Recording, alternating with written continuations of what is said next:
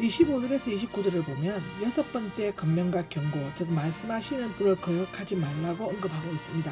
앞서 구약의 배경이 되는 땅에 있는 시내산과 신약의 배경이 되는 하늘에 있는 시온산을 보이고 난 후 더 낮고 참된 신약의 복음을 거역하지 말 것을 권면하고 있습니다.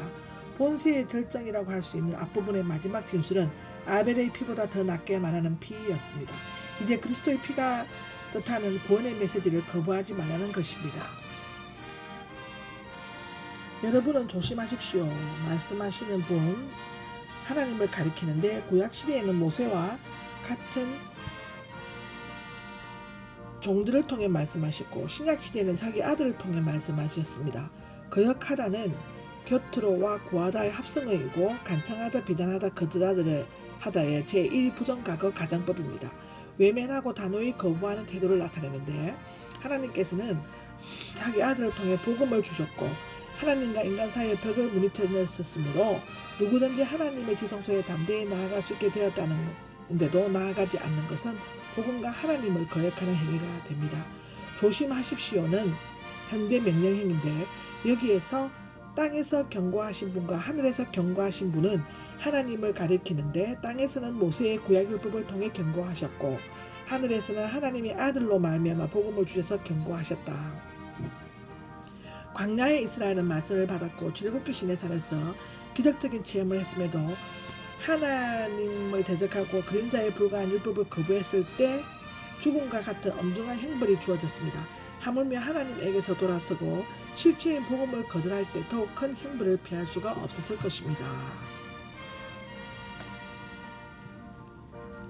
그때 그분의 소리가 하나님께서 율법을 수여하시려고 시내산에서 강림하셨을 때에 온 산이 크게 진동하였다라고 출애굽기 19장에 나오고 시편 68장에 나옵니다. 그는 약속하여 말씀하시기를 내가 하늘까지도 흔들 것이다 라고 하셨는데요. 이것은 이스라엘 백성이 바벨론으로 돌아와 성전을 재건했으나 그 모습이 너무 초라해 슬퍼할 때 하나님께서 스룹바벨과 여호수아를 통해 주신 위로와 격려의 말씀입니다. 이 세상 끝날에는 우주적인 대변혁이 일어날 것이며 현재의 하늘과 땅은 없어지고 새 하늘과 새 땅이 생기게 될 것이라고 베드로의 후서 3장에 나옵니다. 그때 하늘과 땅으로부터 경고를 무시하고 새 언약의 계시를 거부한 자들에게는 신의 산에서 주어진 계시를 무시한 자들과 마찬가지로 영벌의 심판이 주어지게 될 것이라고 25절에 나오고 요한계시록 20장에도 나옵니다.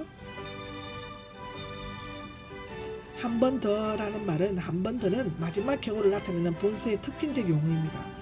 천지창조에 맞먹는 역사적 마지막 한 번, 시동적 순간을 의미합니다. 마지막 한 번이란 말은 불신자들에게는 엄청난 두려움을 주지만 성도들에게는 한없는 위로가 됩니다.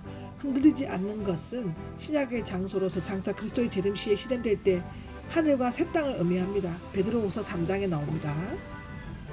그때 하늘에 있는 교회와 그 안에 있는 성도들의 영원히 존재할 것이다 라고 기록되어져 있습니다. 흔들거리는 것들, 꼭 피조물들은 구약의 장소로서 하나님께서 창조하신 현재 천지 만물이며 언젠가는 변동되고 없어질 것들입니다. 이것들은 인류의 타락과 더불어 죄로 오염되었고 그리스도께서 만물을 새롭게 하시기 위해 오시는 마지막 날에 이 모든 것을 치워 없애버릴 것입니다. 요한계시록 21장 1절에 나옵니다. 새 약속이 완성될 때 하늘도 진동하며 새 하늘과 새 땅이 실현되어 모든 소망이 성취되고 모든 영광이 빛날 것이다 라고 기록되어져 있습니다. 우리는 흔들리지 않는 지금까지 배교가 하나님의 징벌을 초래한다고 소극적인 면에서 다뤄왔고 27절은 이어 본질에서는 보다 적극적인 면에서 기쁨으로 하나님을 섬길 것을 견면하고 있습니다. 이제 우리 그리스도인들은 이미 흔들리지 않는 영원불변한 나라를 현재 받았으므로 그 완전한 시련은 그리스도 재림 때에 있게 될 것입니다. 감사드립시다는 직역을 하며 은혜를 받읍시다입니다. 계속적으로 감사하자 사도행전 17장 9절에 나오죠. 이것의 뜻은 산들도 흔들리고 나라들도 흥망성쇠를 거듭하지만 하나님의 나라는 결코 흔들리거나 변치 않는다는 사사기 6장 1절에 나오는 기록입니다. 왜냐하면 그 나라의 왕 되신 그리스도께서 변치 않으시기 때문입니다. 우리가 그 영원한 나라의 시민이 된 것은 실로 감사할 일이 아닐 수 없습니다. 아멘. 경건하고 예배를 드립시다. 이것은 종의 주인을 섬기거나 하나님께 예배드리는 것을 말하죠. 사도행전 27장 23절에 나옵니다. 마가복음 4장 10절이나 누가복음 1장 74절을 보면은 예배를 드리는 때는 경건하고 두려운 마음으로 하나님께 기쁘게 받으시는 예배를 드려야 한다고 기록되어져 있습니다. 29절에 보면 그것은 우리 하나님을 태워버리는 불이기 때문입니다 라고 기록되어져 있죠. 원문에서는 왜냐하면이가 있으며 성도가 경건하고 두려운 마음으로 예배를 드려야 하는 이유를 설명하고 있습니다. 본문은 신명기 4장 24절을 인용했으며 너희를 우리 즉 새 언약 안에 있는 그리스도인에게도 똑같이 적용시키고 있습니다. 예배를 드려야 하는 이유는 하나님은 불의를 용납하지 않으시는 공의의 하나님이시기 때문입니다. 한편 불은 하나님의 심판을 상징하고 하나님의 음성을 듣기를 거부하고 불의를 행하는 자에게는 엄격하고 완전하게 공의의 심판을 행하십니다.